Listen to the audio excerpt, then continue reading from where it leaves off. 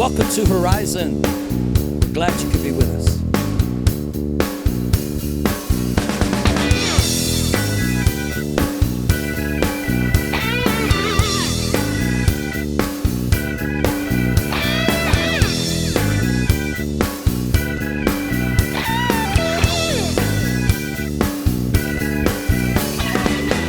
Day by day, night after night, blinded by the neon light. Hurry here, a hustle in there. No one's got the time to spare.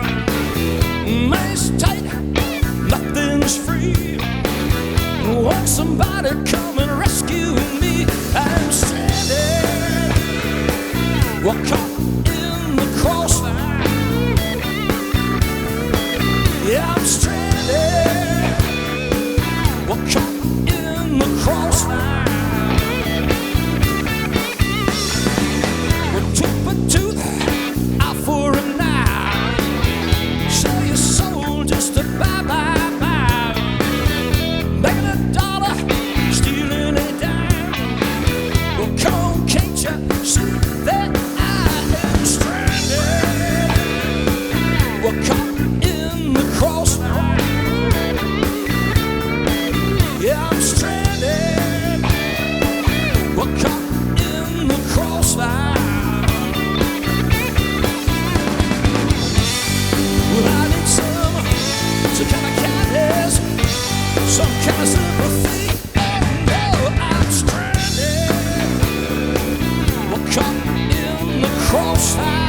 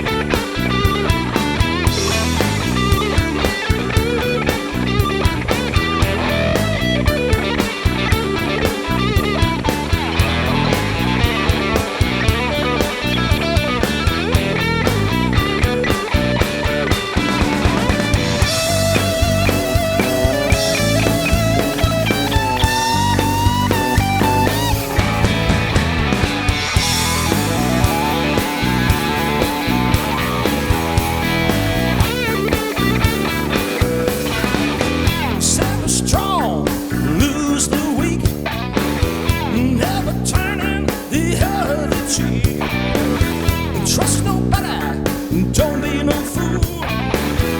Whatever happened to the golden rule? It got stranded, well, caught in the crossfire. We got stranded, well, caught in the crossfire. We got stranded, yeah, well, caught in the crossfire. We got stranded, we're caught in the crossfire.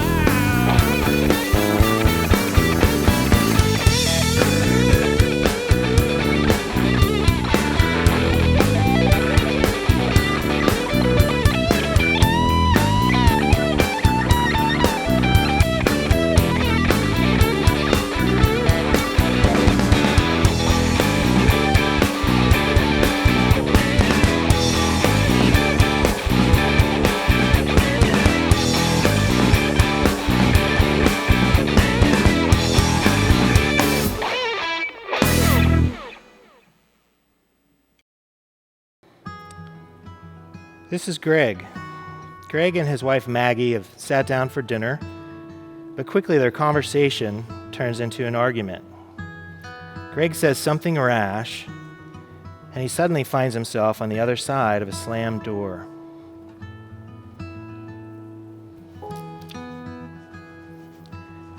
He walks angrily from the porch to the sidewalk, and as he pounds the pavement, he begins to rehash the argument in his mind, thinking through all the points he could have made. I could have said that, and she would have had no answer. He continued walking in his anger, and he came upon a large tree in the park. He remembered not so many years ago that was the tree where he had proposed to Maggie. Suddenly, he was overwhelmed with regret. Another furious fight, another angry walk. How did we get here?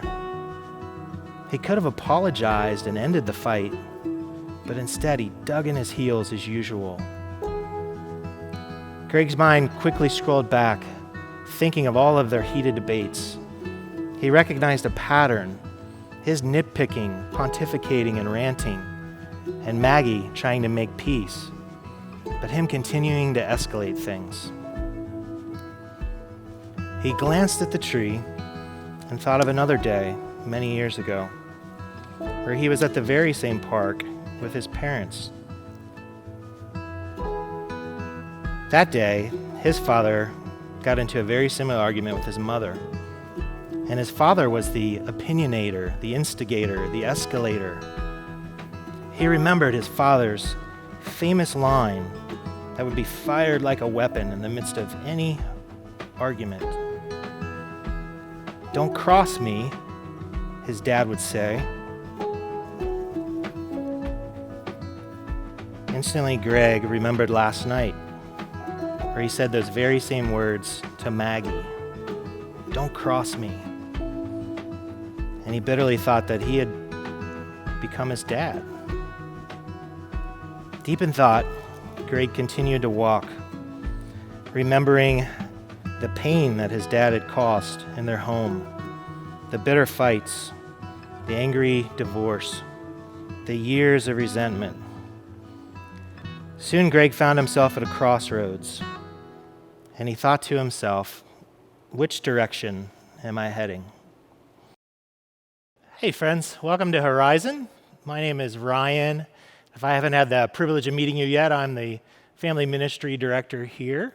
And from time to time, I get the chance to teach. And today I'm excited because we are starting a new series, and it is, as you can see, called Shape. And as you can imagine, we are looking at a new shape. See what we did there? Every week. And we're hoping to find some new patterns for family success. That as we look at shapes, we'll be able to learn more about God, ourselves, and others. And a simple shape can convey quite a bit if you think about it. We'll look at a couple of shapes together, and I promise you'll feel emotions, you'll have memories just by these shapes. So the first one's a Christmas tree. And I would imagine that right away you start thinking about childhood. I remember the BMX bike I got when I turned 10. I can smell the cinnamon rolls in our oven, which is one of our traditions. Let's try another. A baby rattle. And there you go. If you have children, then this takes you back, doesn't it? Much simpler times, perhaps, to the lack of sleep, to that sweet baby smell when you smell their beautiful little heads. And then the last image is a sandcastle. That for me, that makes me think of Hilton Head, where our family goes every year, and I can taste the seawater and smell the sunscreen. Because shapes have a lot of power in them. And over the next couple of weeks, we'll look at certain shapes like you see behind us. And today we're going to look at the shape of the cross. And all of these shapes will give us a little bit of wisdom from God in the Bible on our relationships. And so this will be a series for everybody, from babies to boomers and everybody in between. There's going to be application points and implications for each of us. And it comes at the perfect time in our lives. Because I'm going to let you guys in on a little secret. Okay, now many people know this. It's kind of been on the down low. But there is a global pandemic. Did you know that? Were you aware? Right? Like, of course, we all are. Like, if you didn't know that, welcome back from your 5 months on the moon, because 2020 has been just bananas, right? Like, you think of 2020, and there's the wildfires in Australia, there's the swarms of locusts ravaging Africa, 55 volcanoes have erupted in 2020. There's been tornadoes, hurricanes, earthquakes, and don't even get me started on the murder hornets, because those things, they just look terrifying to me. But on top of that hot mess of 2020, now we add in the very real and the very serious racial and social and economic issues that our country's facing. And it is literally like we are living in a pressure cooker. And I don't know if any of you grew up and your mother or grandmother maybe cooked with these.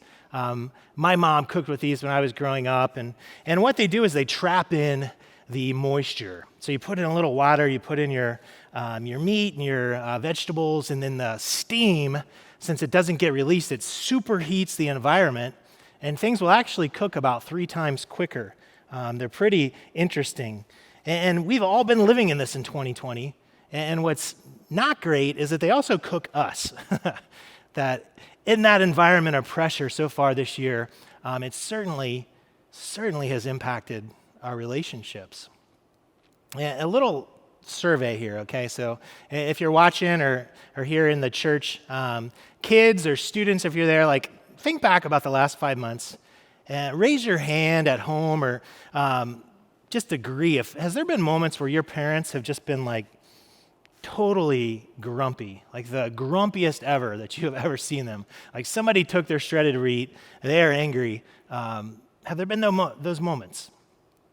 And parents, have there been moments over the last few months where you looked at your little darling baby, whether they're 8 or 18, and you didn't even recognize them? It was like they had been possessed by a Wolverine or something because they were so grumpy.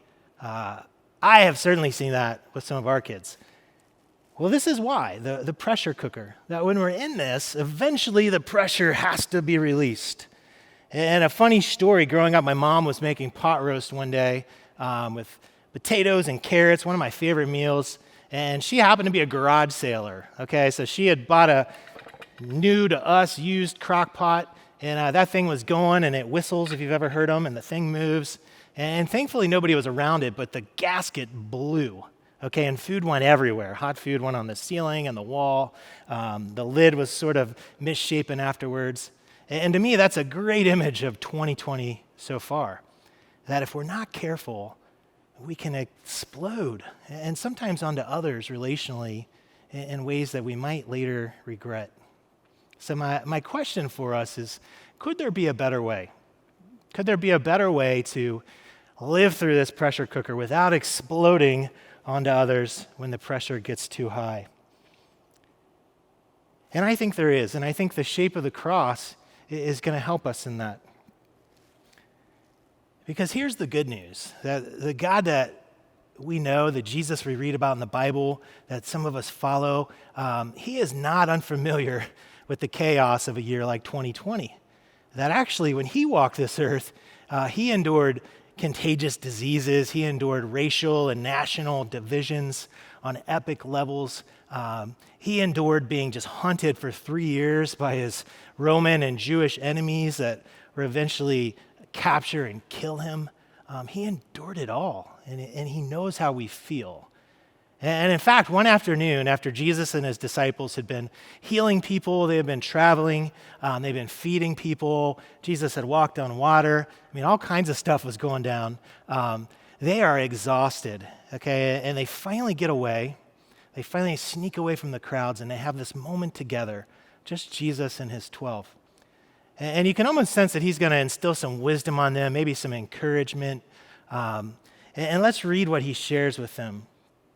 It says, "If anyone desires to come after me, let him deny himself and take up his cross daily and follow me." And if I'm one of the disciples right there, I'm a little confused because I was expecting kind of a attaboy, pat on the back kind of talk. And instead, Jesus gives them more of a challenge. And initially you can look at that and think like, okay, I'm good following you, Jesus. Like it has cost me some things. I have denied myself. I'm not a fisherman anymore. But this cross thing, like I know maybe you're new to town, but Jesus, they kill people on crosses.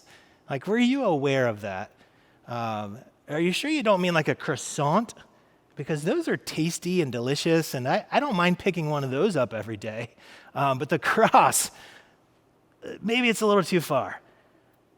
But for Jesus, it wasn't. Like his life was primarily, solely focused on the cross. Every decision, every day, every conversation was leading towards that eventual outcome. And here's why, that soon in Jesus' life, after these words are spoken, they there's going to be an epic exchange that happens on that cross. Okay, it is going to be the most epic exchange ever. There's going to be the exchange of our brokenness and our bondage for the wholeness and freedom that Christ can offer us in our lives. This wonderful exchange. And in that, we're going to see that Jesus is both humbled, but he's also lifted up. And it says this way in Philippians. It says, "And being found in the appearance as a man, he humbled himself and became obedient to the point of death, even death on the cross. Therefore, God has also highly exalted him and given him the name which is above every name."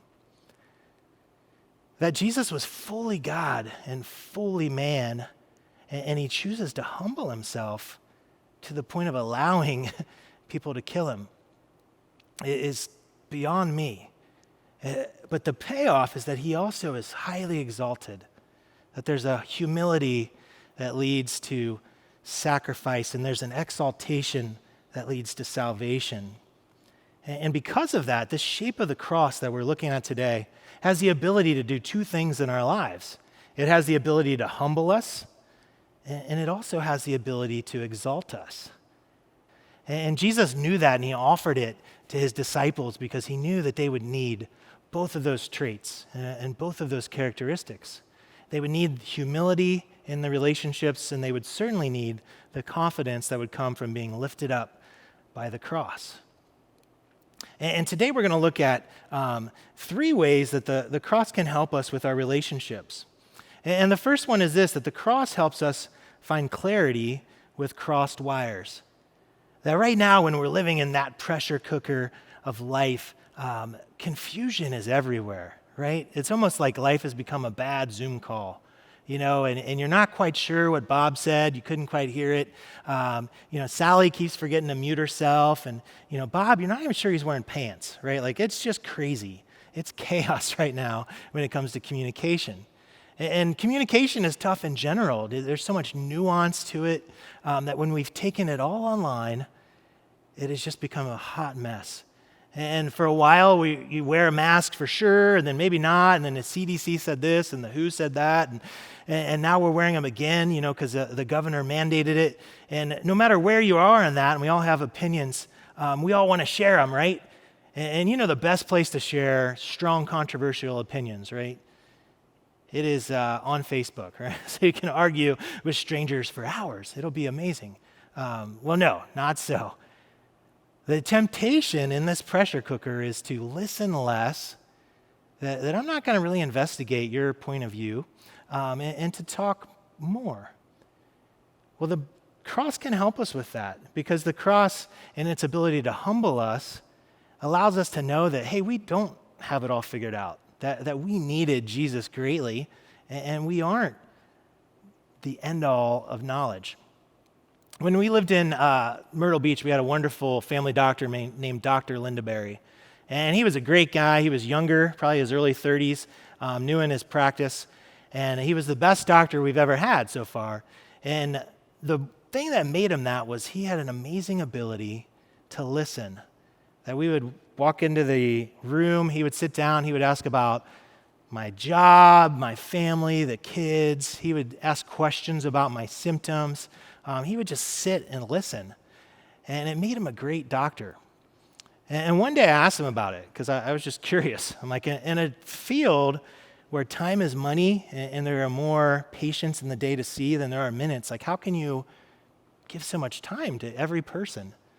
And he pointed to his faith. He said one of his favorite verses was James 1:19, and that says that we should be quick to listen and slow to speak and slow to become angry.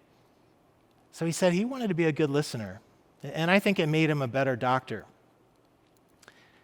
And what I would ask you, and we'll start with parents in the room and adults, like, when's the last time that you listened to your child or your friend, if your kids are out of the nest or you don't have any, on a topic that you disagreed with, and you just sat there and you listened and you tried to hear them out?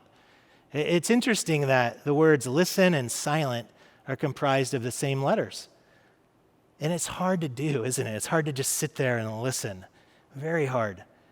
A few months ago, Becky and I, we have two daughters, Lily and Sydney, and they came to us, and for a long time they'd been asking about a certain social media app. And we kept telling them no because we had researched it and knew enough that it could be a little dangerous. So the conversations were very quick. We would just say, nope, not talking about it. Well, one day they got smart and they said, hey, can we have like 30 minutes of your time? And we said, sure. And they came into the room and they're dressed up and they had a PowerPoint presentation and they had appetizers and they had done a ton of research on this app. And they had found out some of the dangers of it, but they had also found out some of the ways around that. And we really heard them out. And afterwards, we decided that it could really work. And we could let them have that with a few restrictions. And for them, it was amazing that we were willing to just listen. And I think we learned a lot through that. And one of my favorite quotes ever is this. It's by a guy named David Augsburger. It says, being heard is so close to being loved that for the average person, they are almost indistinguishable. And when I hear that, it encourages me to listen to my kids, that if I want them to not only know that I love them, but feel that I love them, then I've got to listen. You know, and it works that way in friendships too, in marriages. It works that way in every relationship, that we can convey love through our listening. Well, the cross also helps us find compassion in the crossfires. You know, the last few months have been interesting. I feel like we've all grown shorter fuses, if you will, and things that didn't used to upset me, like shortages in toilet paper, or maybe my spouse chewing, you know, now they just upset me for whatever reason. It's like my fuse is just shorter. And the verbal bullets can just begin flying out of nowhere. And the cross can help us with that, though. That when the crossfires start, we can find compassion for other people because of that, because we're able to be humbled, but we're also able to have confidence. Becky and I have friends, Josh and Stacy, and they were married sort of early in life, in their early 20s, and they are both amazingly strong-willed people. So they were like this super couple that came together, and they're a lot of fun, but early on in their marriage, they argued a ton, because you were just bringing these two worldviews together that just saw the world a little differently. And at first it was rough, but after a few months, things started to seem to smooth out, and I sat down with Josh, and I asked him about it, and he said, you know, we stumbled upon something pretty cool. That originally, when we would have an issue, like, hey, what are we going to do this weekend, or who's going to do the laundry, or, you know, who's going to do the dishes, it would be, you know, Josh versus Stacy, and there was always a winner, and there was always a loser, and neither of us wanted to be the loser, quite honestly. But he shared that they stumbled upon this concept that if they were both willing to be Josh and Stacy, and then put on the other side the issue, that they always found that they either won together or lost together. And what I mean by that is if they could figure out, you know, what they should do that weekend that they were disagreeing about, and they could do it together, then they both won. But if they couldn't, and it continued to cause a divide between them, then they both lost. So in essence, they were always winning or losing together, and that really helped them as a couple. And Jesus is the ultimate example of this, right? Like towards the end of his life here on earth, he has been hunted and chased by the Roman and Jewish officials for 3 years, and he's finally in the garden, and he knows the next day is the cross. And the Jewish guards come, and they're going to capture him. And one of Jesus' best friends is a guy named Peter. And Peter hasn't quite figured out what Jesus was there for yet, so Peter pulls out his sword and he cuts off the ear of one of the Jewish guards. And Jesus bends down, he picks it up, and he puts it back onto the guard's head, which would have been pretty cool to see, let's be honest. And Jesus says this to Peter. He says, "Put your sword in its place, for all who take the sword will perish by the sword. Or do you think that I cannot pray to my Father, and he will provide me with more than 12 legions of angels?" Jesus was this amazing example of power off the charts. Like he could have brought 12 legions of angels, but he kept it under control. He was humbled. And when I think of relationships, I think that is a higher form of love, that we each have this power that we can use if we want to dominate or conquer or win the battle. But we also have this humility that we can exercise when we need to. The last thing that the cross can do for us is the cross can help us find forgiveness when lines have been crossed. That unfortunately, when we have crossed lines, when we have cross fires, they lead to crossed lines, right? That when we are in the midst of the pressure cooker, we are tempted to do dumb stuff. Like, has anybody else, is it just me, has anybody else said or done something incredibly stupid in the last 5 months? Because I have, that in the pressure, we're tempted to act out sometimes. And when I think about that, I think basically it's this concept that when we are hurt, we tend to hurt other people. And right now, when you look at our world, there are just a lot of hurting people. So you know there's a lot of lines being crossed.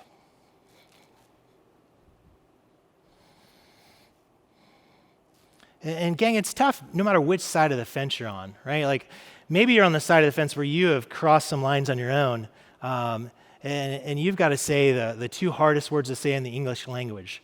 And those are, I'm sorry. All right, like those are hard words to say.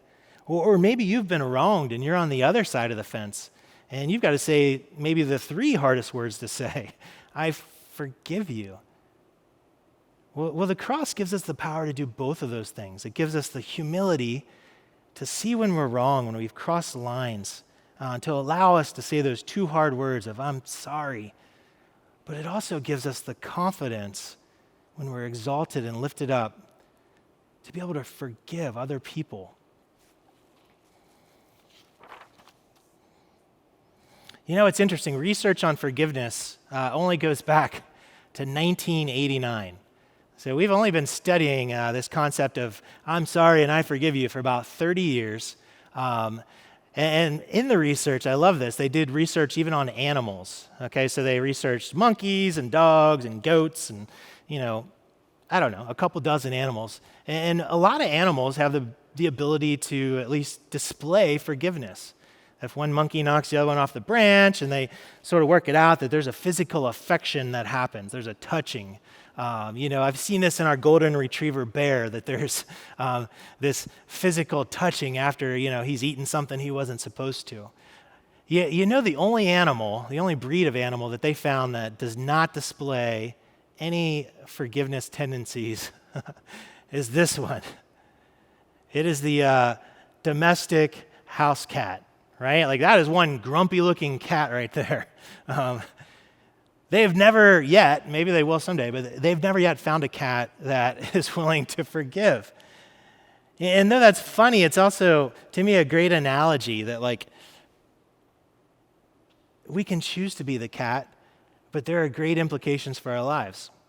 That the studies that go back to 1989 show that holding a grudge and holding back forgiveness has implications for our blood pressure, for our cholesterol, for our heart, for our mental health, of course.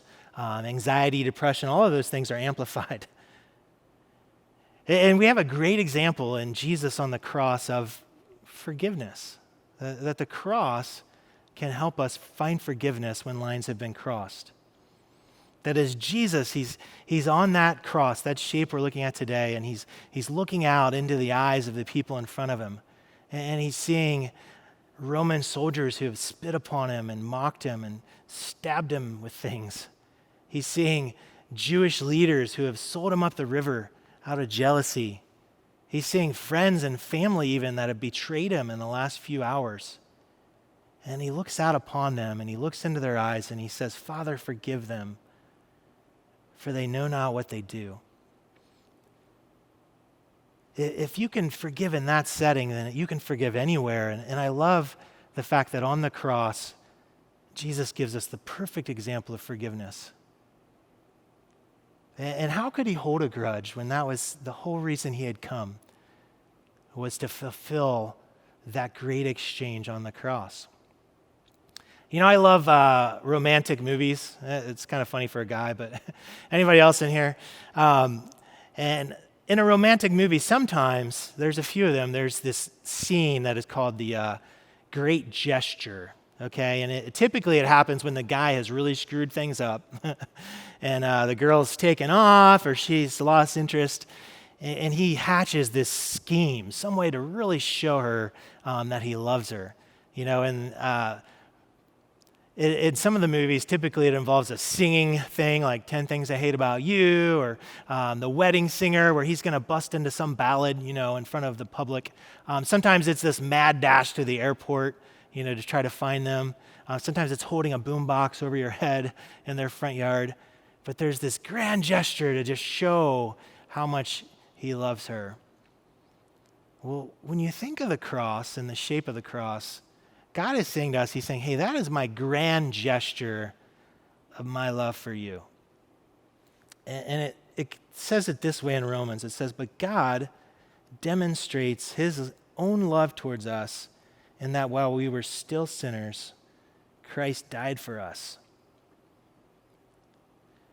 That, the cross can help us in our relationships. It can help us grow in our humility. It can help us grow in our confidence as we're lifted by the sacrifice of Jesus. But ultimately, this is the beauty and the shape of the cross, that it is God's grandest gesture to each of us. He's saying, hey, if you want to know that I love you, man, look at the cross. Look what I was willing to endure for the sake of you. So I hope you have a great week. Hope you can think on these concepts of humility and confidence that we find in the cross, and I hope that it helps impact your relationships. Thanks a lot.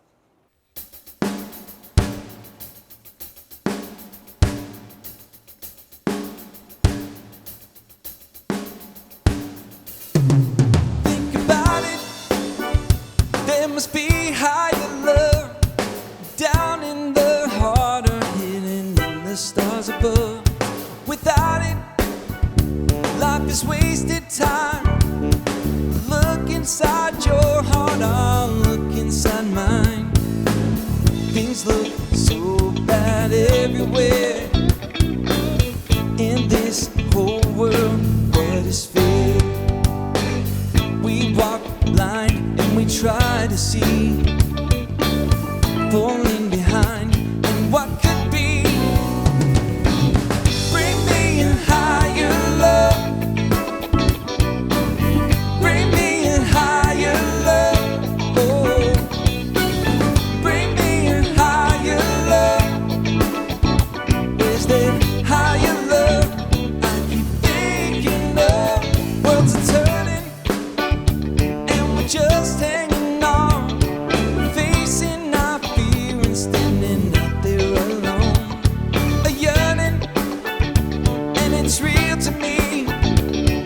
There must be someone who's feeling for me.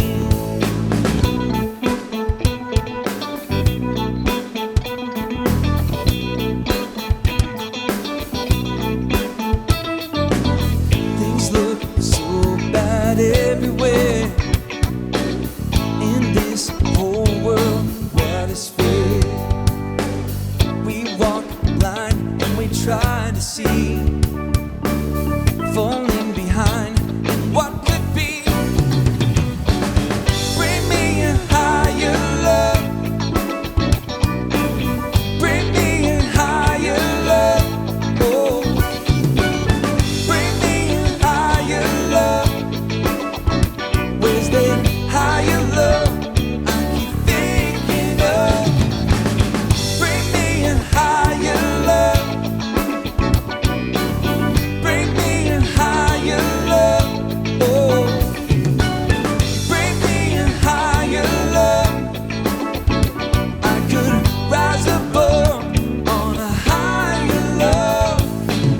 I will wait for it. I'm not too late for it. Until then, I'll sing my song to cheer the night along.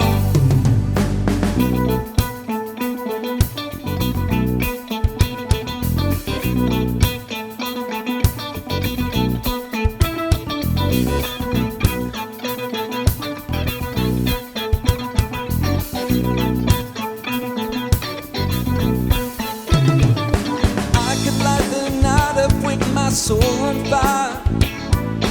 I can make the sunshine from pure desire. Let me feel that love come over me. Let me feel how strong it could be.